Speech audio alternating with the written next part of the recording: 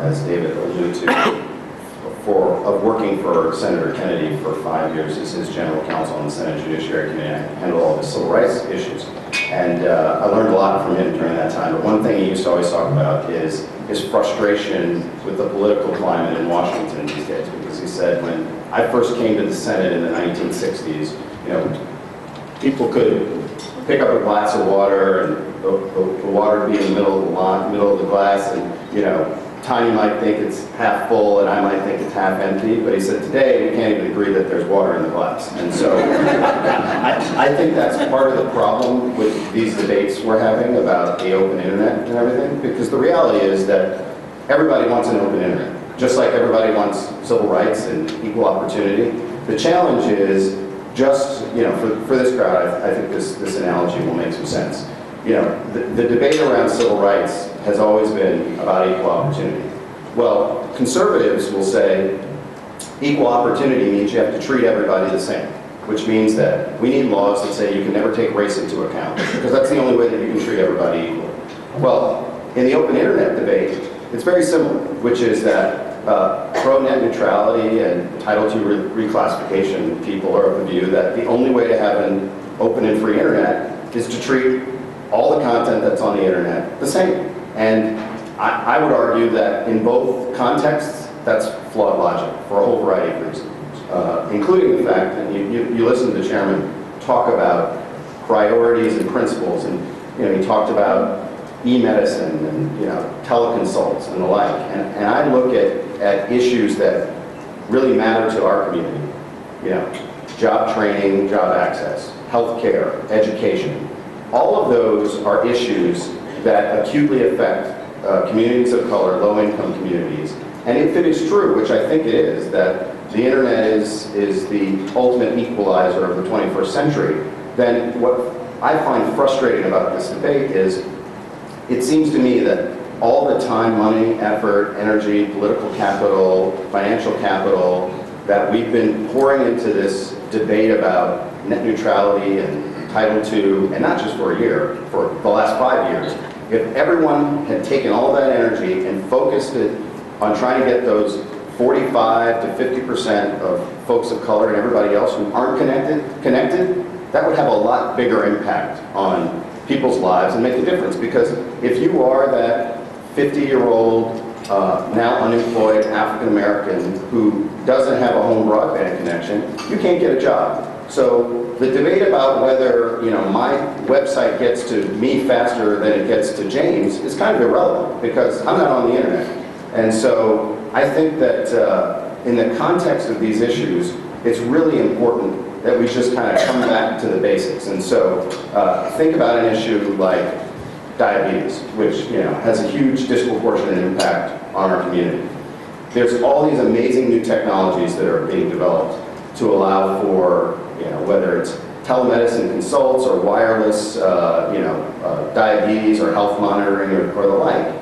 You know, the concept that every piece of information that travels across the internet should be treated the same would mean that my little wireless heart monitor or diabetes monitor shouldn't get to travel faster, the information on that shouldn't get to travel faster than somebody who's like, you know, sitting in the airport because their flight is delayed and they're streaming music on Pandora. And I don't think that there's anybody in this room or anybody in this country that thinks that somebody's wireless health monitor should be treated the same way as somebody who's doing some, you know, mundane thing that they're doing on the internet. So it just as a principle, some of these things don't make sense. And, you know, I take a point of personal privilege. I am fortunate enough, about a year ago, myself and 2 other African-American men managed to get some venture capital money from Mavron, which is the venture capital firm that Howard Schultz founded, the CEO of Starbucks.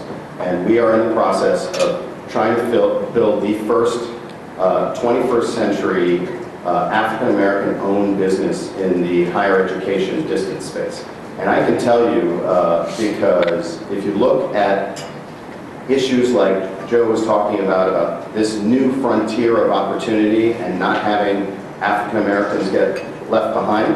I can tell you that has absolutely nothing to do with net neutrality. It has everything to do with our educational system and the ability for there to be people who can be in a place where they can go sit and have a conversation with a venture capital firm and have them fund you. So, you know, we sit around, think about how to build our business, which is going to be a way to serve African Americans and empower them through education online.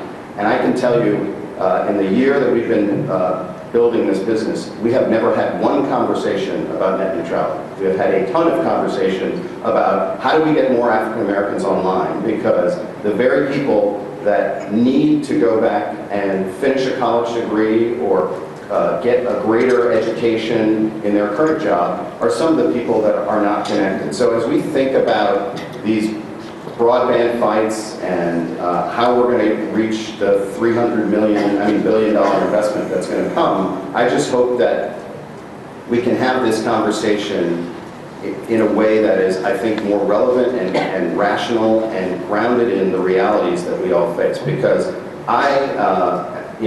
I went to law school because I wanted to be a civil rights lawyer. As David alluded to, I worked at the NAACP Legal Defense Fund and the Lawyers Committee. I represented people on death row in Alabama. So I'll put my civil rights bona fides up against anybody. But this isn't a fight about civil rights bona fides. This is a fight about what are we going to do to make sure that our community does not get left behind. And at the end of the day, life is short and you have to make priorities. So my view is that there's no reason why, if we all agree that the water's in the middle of the glass in terms of adoption and the need for adoption and build out, let's focus on that instead of wasting all of our time and everybody's energy, and oh, by the way, the FCC's energy, because the National Broadband Plan came out 7 months ago and they haven't done anything. And you know why?